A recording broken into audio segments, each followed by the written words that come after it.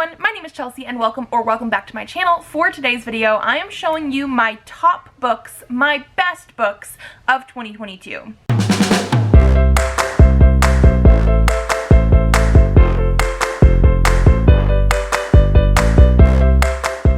So these are going to be books, obviously, that I read in 2022. Doesn't necessarily mean that they came out in 2022, although I do think I do have some new releases here as well.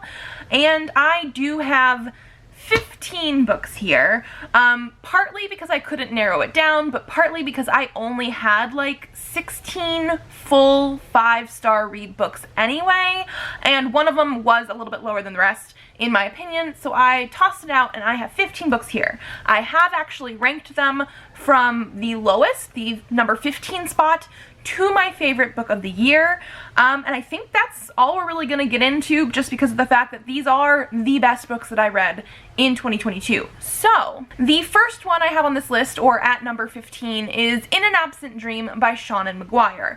Part of that is because number 14 is Beneath the Sugar Sky by Seanan McGuire. So I read both of these books, book number 3 and book number 4 in the Wayward Children series this year in 2022. I do absolutely love this series. I love these books, I love these worlds, and I like the fact that you don't necessarily have to read them in order, although it is helpful, especially with book number 4 being Lundy's story, who is somebody that shows up in book number 1.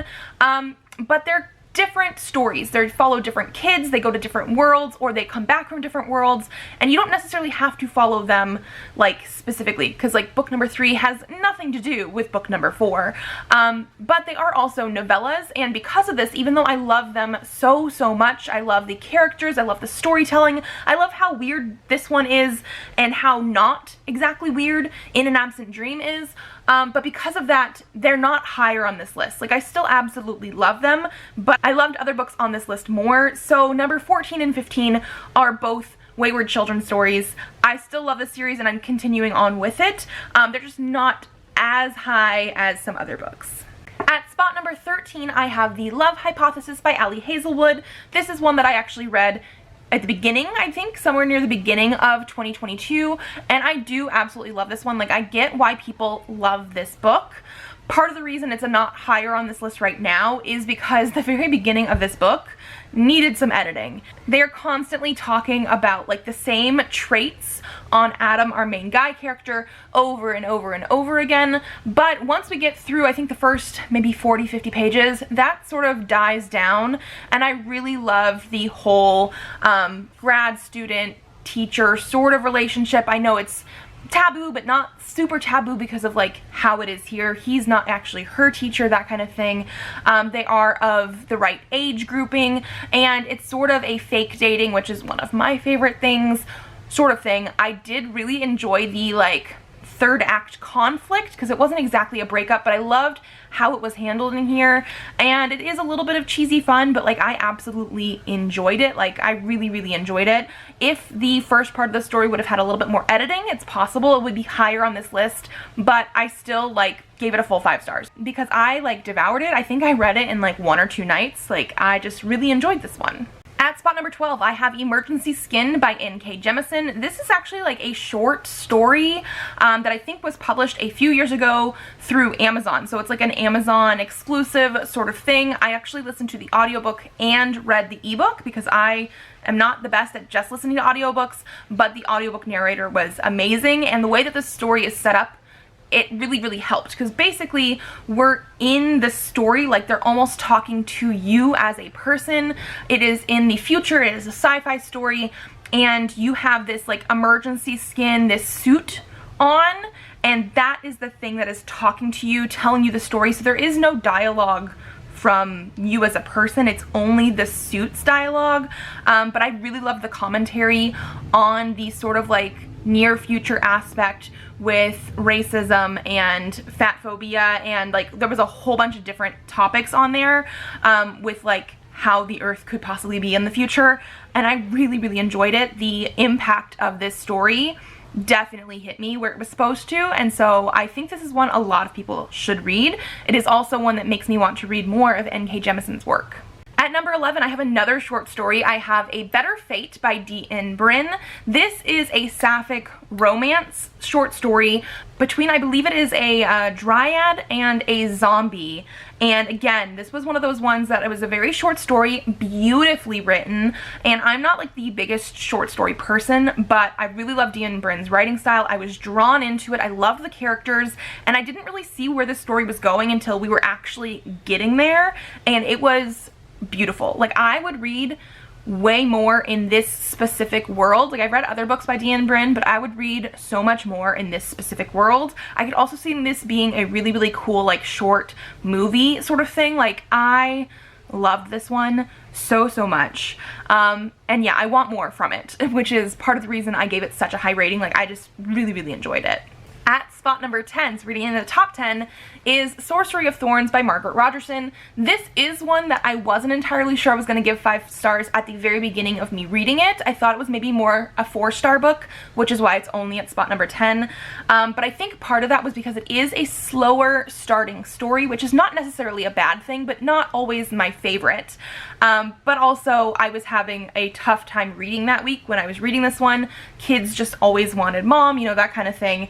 But once I actually got into the story and was getting into the action, I fell in love with this. The characters are what sell this to me so much. Like, I fell in love with the characters here. I also love the world. Like, this is a world where libraries have grimoires, and these grimoires are basically alive. There's different levels of them, but that is where we're sort of starting out, and our main character is trying to be a librarian or somebody who protects these grimoires until she's accused of a crime, and she has to try and, like, clear her name. And I just absolutely loved the characters.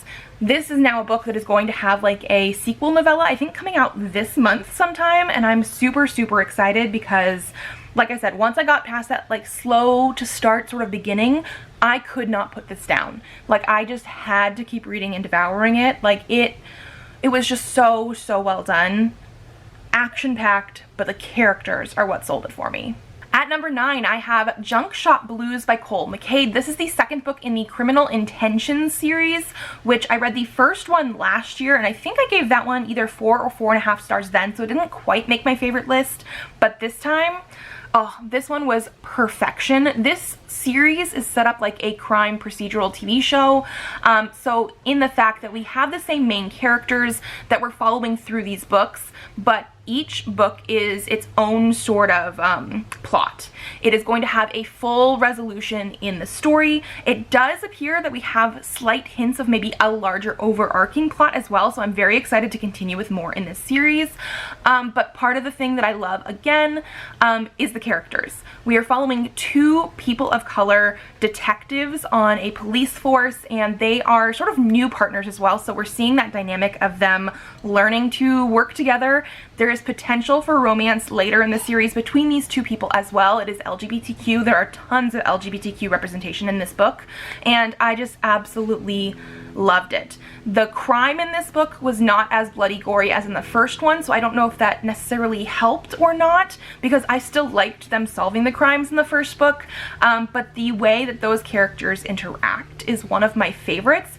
I will also say the writing style for these books is phenomenal. The first one was a little bit more flowery than book 2, but I was hooked. Like, from page 1, I was hooked. I absolutely loved it, even though it is darker in nature. Number 8 is In Absence by Laura Diaz de Arce. This is actually a short story collection, so again, surprising me with the short story stuff, but I absolutely loved it. I read Monstrosity by this author, was it last year? And I know it hit my best books list. So this author is just hitting it out of the park for me. Like, I absolutely love it. Monstrosity was more horror stories mixed in with like fantasy and sci-fi stuff. This one here is dealing more with grief. So it does have quite a few content warnings and trigger warnings that I have listed on my Goodreads review, but also the author has it on their website and everything, because this is something that they wrote after dealing with miscarriage, that kind of stuff, and so it does have a lot of dealing with grief. However, a lot of the short stories are also very heartwarming and heartfelt, and I absolutely loved this collection. I'm actually going to pull up my review for this so I can let you know some of the short stories that I absolutely loved, because there are some that are purely horror, even grotesque horror, and then there are some that are just very like I said, heartwarming, heartfelt. But the ones that I personally really enjoyed were Frijoles, A Murder on the Plains, Pain Eater, The Beast of Many Faces, Iguana Hunting, Heartstrings, and Tokens Beneath the Tongue. So quite a few short stories in here. I gave a full 5 stars. Everything else that I read in here that I did not give a full 5 stars, I still gave 4 or 4.5 stars. Like, to me, there was no dud in here whatsoever, and I just really loved it. Like, it got me in the feels, and it was perfection.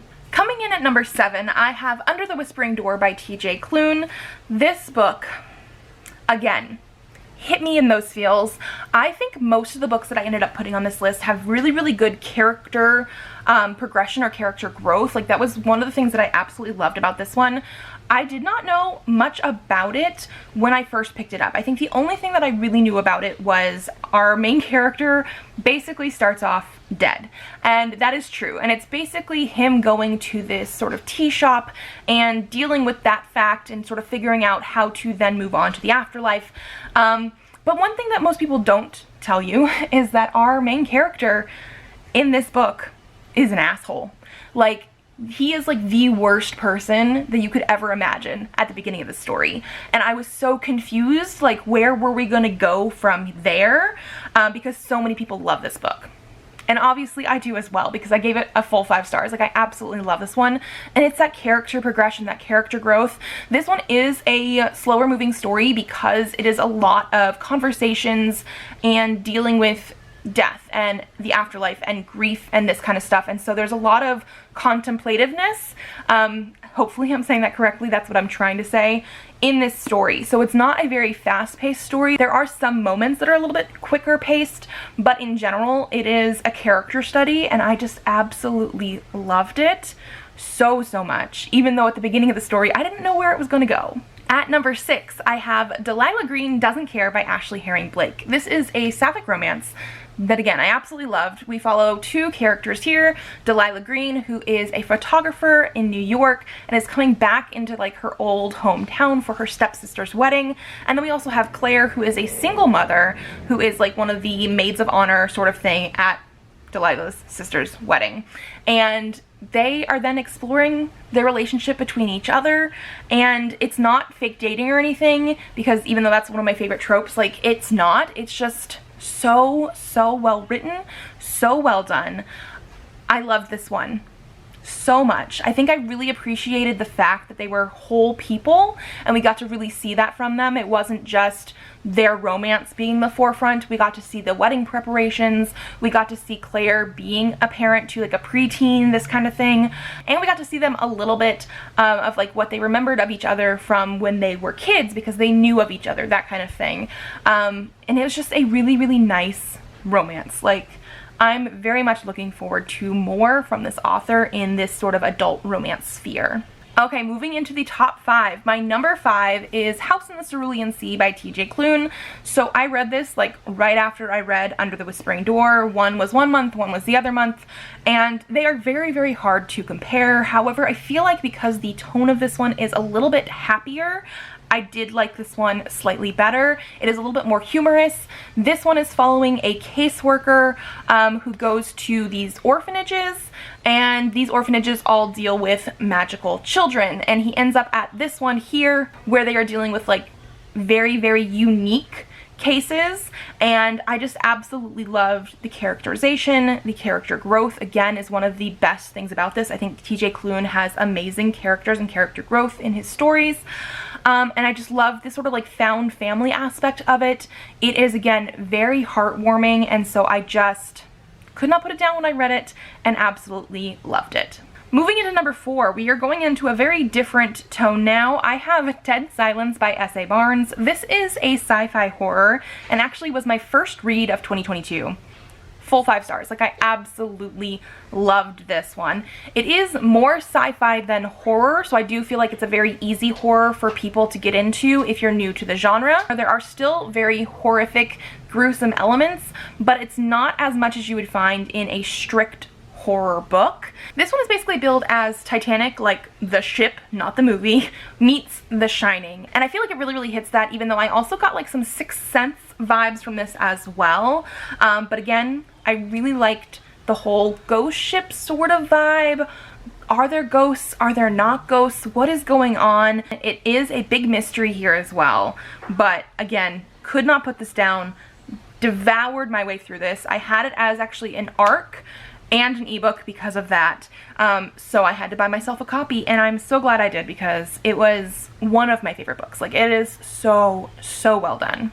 At number 3, I have Neverseen by Shannon Messenger. This is the 4th book, it has it on the spine, of the Keeper of the Lost City series. So this is a middle grade, and so far my favorite of the series. These are chunker books, like they always are, but I read them so quickly because of how they are written. They are so much fun. We end up following Sophie, who is our main character, and in the first book she finds out that she is an elf, not a human, and we go from there, her learning how to join the society and everything like that. But as we've been going through books, we've also been figuring out that there's like almost like these secret societies and people plotting conspiracies, and in this one we have the kids going away from their school to sort of figure out how they can help solve the conspiracies, and like people are getting blamed that shouldn't be getting blamed and all this kind of stuff, and I have absolutely been loving this. One thing I will have to say, because it just was something I loved so much, a lot of these like middle grade or young adult books have the kids going off and like saving the world, and they feel like they have no parental supervision whatsoever. This one of their moms tags along for the ride, and I just absolutely loved that touch because they're supposed to be like 12, 13, I think maybe a couple of them are 14 or 15. Like, they're at like an age where they shouldn't necessarily be alone the whole time, and so I love the fact that a mom tagged along for this like saving the world kind of trip. We didn't get everything done in this book, obviously, because it's a very long series, and I definitely need to read the next one. I will also say that Keith is my favorite character. I think more and more, like every single book we get into, I'm loving how complex these characters are in general, and him especially, because of the last like couple books. I think book 3 and book 4 followed him a lot closer than some of the other side characters, and so I'm just absolutely loving these. Moving into book number 2, I have One Last Stop by Casey McQuiston. This is the very pretty Illumicrate edition because, of course, I had to get them because I fell in love with this book so much. I cried near the end. Like, let's just put it at that. Like, I literally teared up and cried near the end. This is another sapphic romance that I absolutely loved. We have a little bit of a like sci-fi time travel-ish element because one of our characters here is stuck on the subway and has been stuck on the subway since like the 1970s. Like, I absolutely love it. We have 2 characters who meet that way and realize that they're perfect for each other, but one of them is stuck, and like, how do they survive a relationship like that? I loved it. I also love, again, because this isn't just a book solely about their romantic relationship. They have friends, they have family, they have jobs.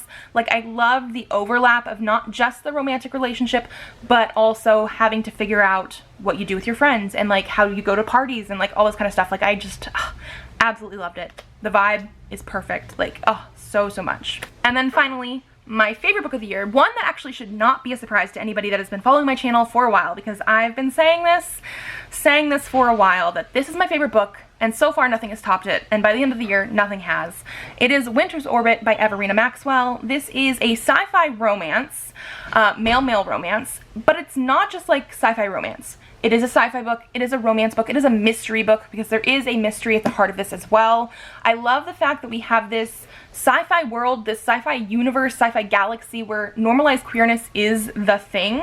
We also have a lot of people that when they use titles like emperor and stuff like that, everything is just one type of title. There's not emperor and empress. It's like literally just emperor. Like, everything is just that. There's not prince and princess as far as I remember. I think it's just prince. Like, it's all the same.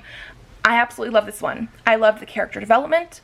I loved the mystery development. I loved how we actually had to deal with the fact that somebody had died previously to this book, and that's part of the mystery that they're trying to solve, but it's also the feelings that are coming from both the cousin of the person who had died and the husband of the person who had died, and then they're betrothed to each other, so they don't really know each other that well. It is like a marriage of convenience almost sort of thing.